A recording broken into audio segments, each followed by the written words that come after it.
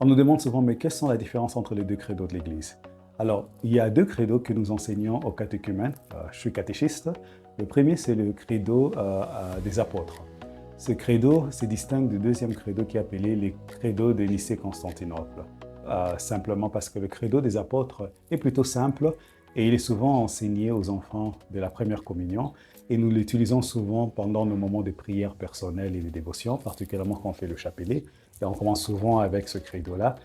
Et il est simple, il est court, il dit simplement je crois en Dieu le Père Tout-Puissant, créateur du ciel et de la terre, et en son Fils unique Jésus-Christ notre Seigneur, qui a été conçu du Saint-Esprit, est né de la Vierge Marie, a souffert sous Ponce Pilate, a été crucifié, mort, enseveli, et descendu aux enfers.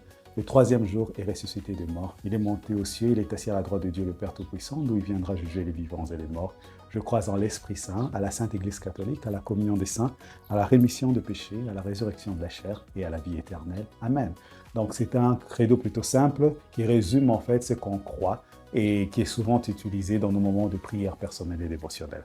Cependant, il y a eu un deuxième credo dans l'histoire de l'Église qui est né, que ça a commencé pendant le concile de Nicée en 325 et puis qui a été encore renforcé en 381 à Constantinople, d'où le nom Nicée-Constantinople. Et c'était dû à un évêque qui commençait à enseigner que Jésus-Christ n'était pas exactement Dieu au même titre que le Père. Comme vous avez entendu dans le premier credo, on n'insiste pas sur cela. Alors certains ont trouvé une sorte de brèche et commencé à conduire les enfants de Dieu, les chrétiens, dans la dérive sectaire. Alors les bishops, donc les évêques de l'Église se sont réunis et au Conseil des Nicées, ils ont affirmé l'unité de Christ en tant que divin et uni au Père de même nature, mais après aussi, ils vont le faire avec le Saint-Esprit. Et c'est là où ça se distingue. Vous allez voir que la section sur Jésus est bien plus longue que toutes les autres sections. Et ils vont ajouter aussi d'autres aspects un peu importants pour pouvoir clarifier la perspective chrétienne. Alors je voulais dire, le credo Nicée-Constantinople, écoutez, je crois en Dieu le Père Tout-Puissant, créateur du ciel et de la terre, de l'univers visible et invisible. Je crois en un seul Seigneur, Jésus-Christ, Fils unique de Dieu, né du Père avant tous les temps. Il est Dieu né de Dieu, lumière né de la lumière, vrai Dieu né du vrai Dieu, engendré, non pas créé. Il est de la même nature que le Père et tout a été fait par lui. Pour nous, et pour les hommes, pour notre salut, il est descendu du ciel. Par le Saint-Esprit, il a pris chair de la Vierge Marie, il s'est fait homme. Crucifié sous Ponce Pilate, il a souffert sa passion et il a été enseveli, il a été mis au tombeau.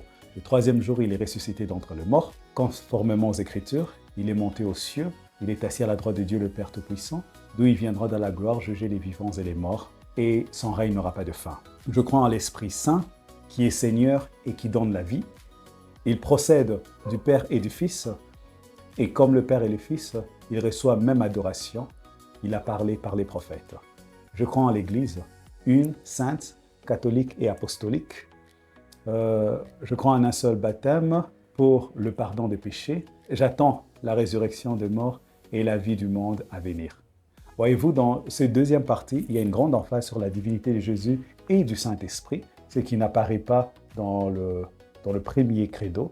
C'est passé sous silence, et pourtant ça c'était les points critiques. Et aujourd'hui, ce qui était un problème au IVe siècle avec Arius, qui est devenu l'arianisme, est un véritable problème aujourd'hui, quand nous rencontrons des mouvements dits chrétiennes, mais qui ne le sont pas de manière orthodoxe, par exemple les témoins de Jéhovah.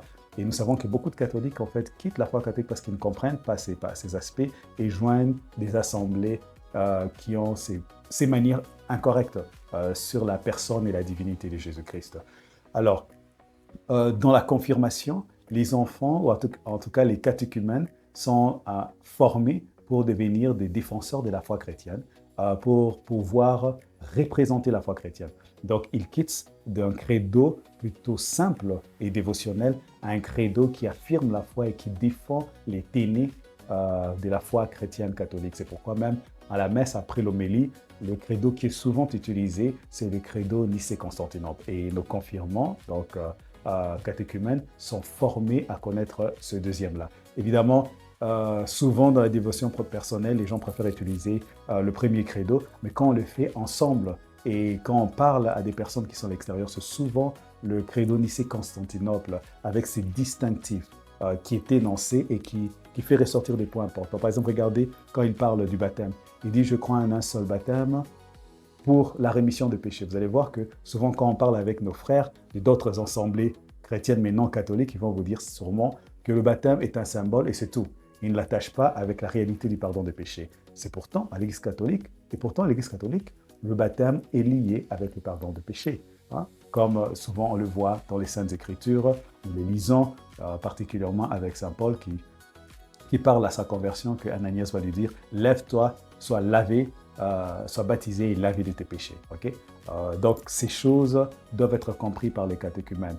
Alors c'est pour ça qu'il est un peu plus long, il est un peu plus complexe, mais c'est parce que notre foi a besoin d'être défendue de manière un peu plus profonde et avec largesse.